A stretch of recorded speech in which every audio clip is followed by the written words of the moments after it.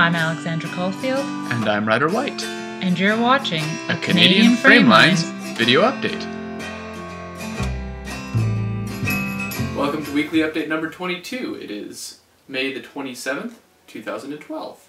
It is a beautiful, beautiful weekend in Vancouver. Hopefully it's beautiful wherever you are. And if it's not, I'm sure it will be soon. What are we going to talk about today? Today, we have a lot to talk about today, actually. It is 5 weeks. Just one of those hands, 5. Until we launch our fundraiser.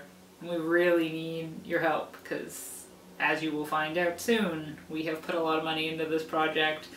Some of it we don't have yet. So it would be really great if people out there could give us just a little bit of money to help with the lot of money we've already spent. So if you'd like to help us out, there are a number of ways you can do so. If you write a blog or do any sort of work in media in particular and would like to write an article, do an interview, or just hang out with us and have some fun, we might even buy you a coffee. You can send us an email at canadianframelines@gmail.com. Just let us know what you'd be looking to put together and we can help you set it up. Also, if you own or run a small business and you feel the Canadian Framelines project would work well with your company's brand, please contact us and we'll see what we can work out. CanadianFramelines@gmail.com. One other thing that we can do are mobile workshops. So we can come and visit you and your company or your friends or whoever else you can string together who wants to learn more about film in Vancouver and how to use Super 8 in particular. And we can come in our bus, visit you guys, and show you anything you want to know. You can ask us a bunch of questions and we can share with you some cinematic history of Vancouver. Other than that, Ryder had a little bit of an interesting thing you wanted to talk about today. Yeah, I was listening to, my father forwarded me a link to the Diane Rehm Show, which is a show on NPR down in the States.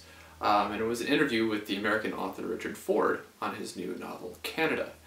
Now, the book is not about Canada, really, and Richard Ford, as I said, is not a Canadian. But it did touch on this sort of strange mythical allure that I think Canada has for many people who haven't experienced it, and maybe even people who are, currently inside of it as residents, as visitors, or as citizens. And what happens in the book, very, very briefly, I think it's very complicated, the plot, but young man in Montana, his parents rob a bank, and then through a series of circumstances, he and his twin sister get separated, and he ends up living in Saskatchewan as a school teacher, and the book is told as a series of flashbacks. But Richard Ford, in this interview, spoke of a number of things, including this idea of crossing borders, and I think that Canada, for him, in this literary usage, was important because it allowed him to place a symbolic border on top of the real border between the United States and Canada. And I think that that has a lot to speak to the current media climate between the United States and Canada. We are so similar in many respects. We share a lot of the same influences. And that's kind of like what we're working on in Canadian Framelines, of course, is kind of trying to work around those sort of homogenizing forces and try to find the distinct things on the north side of the border.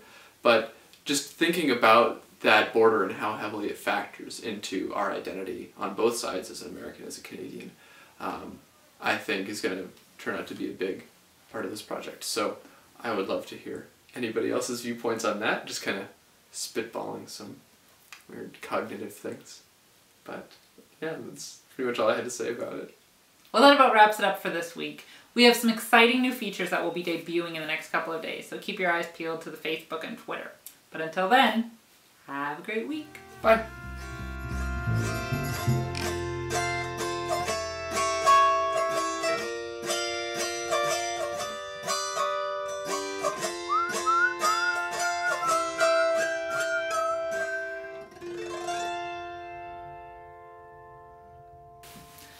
Well, he gets that. You looked at me like I was weird. Did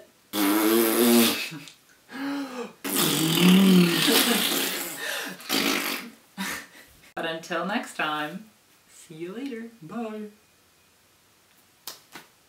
was really dorky. I'm going to